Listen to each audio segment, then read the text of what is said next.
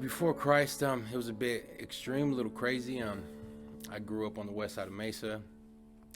My mom had me when she was very young, so there was no father figure, nothing like that around. As my mom was growing up, I was growing up with her. She was involved in some things, and I started following them things. There was never no Christ in my house. Yeah, my grandmother and my grandpa and stuff, they believed and whatnot, and they had their Catholic beliefs. So it kind of steered me away. I went through a little situation when I was around 8 years old with a family member of mine.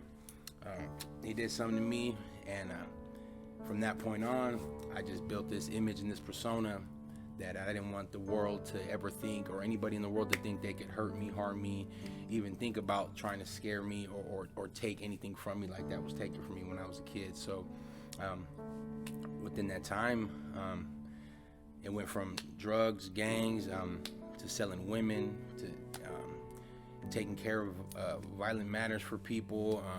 Yeah, it just it was a bit extreme. Eventually, in the midst of all that, towards the end of it, I met my wife, and she was my crime partner for a long time, man. And from there on out, I ended up getting locked up a few times, and it just got deeper in there. I had a belief. It might sound a little crazy, a little extreme, but I had a belief.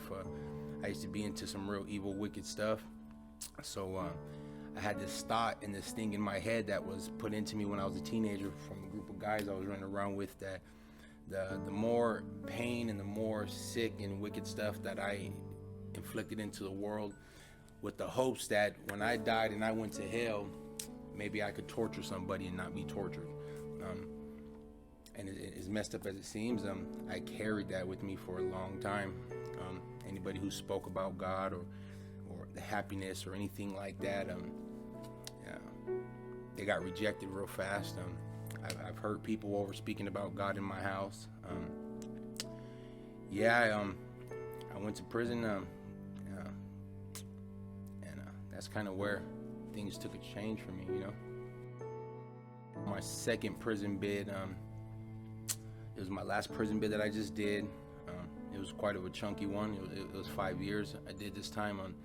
I had been in there. I'd gotten locked up in the county jail for a whole list of things.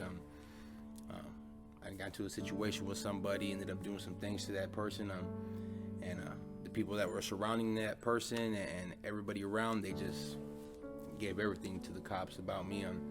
So I was in the county jail going to trial, fighting like 16 charges, and they happened to put somebody in the same pod with me that, even though to some people I look African American, I grew up Mexican. So they put this guy into the pod. He happened to work for the police, and everybody in that pod was going to trial, looking at a lot of time.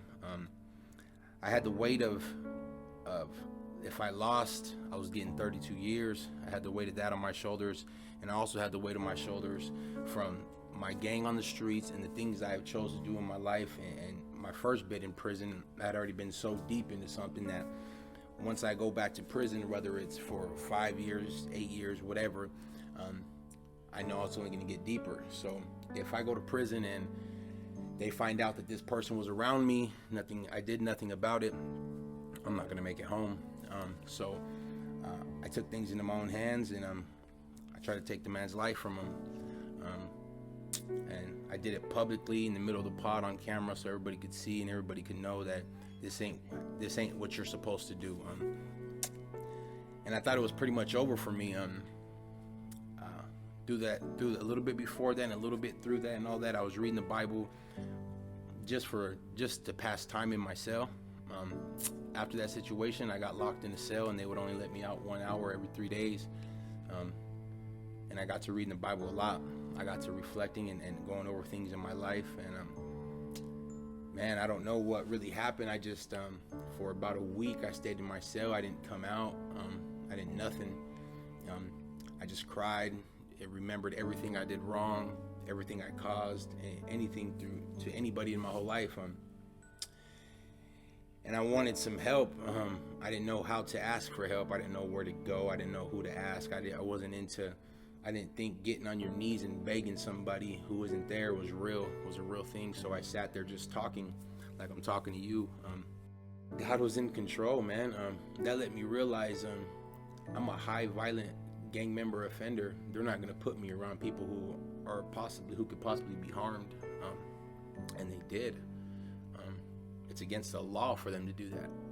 That let me know that not the law, not my gang, not my own thoughts, not my own power, not the own things I've done, that none of that's in charge. Really, at the end of the day, it's not. He is, and what he says and what he does is what's gonna happen, man. So I had a little bit of time to work on myself. And yeah, that was the first time I realized that he was in full control of what I had going on in my life. So when I have the conversation with people who tell me God isn't real and that there's this thing they call the universe, I kind of start to bump heads a little bit, because dirt and rain can't change who I was. There's no way that it's possible. It's not real. In order to change me and to get me from where I was to where I am now, to where I love and respect my wife, I love and respect my home.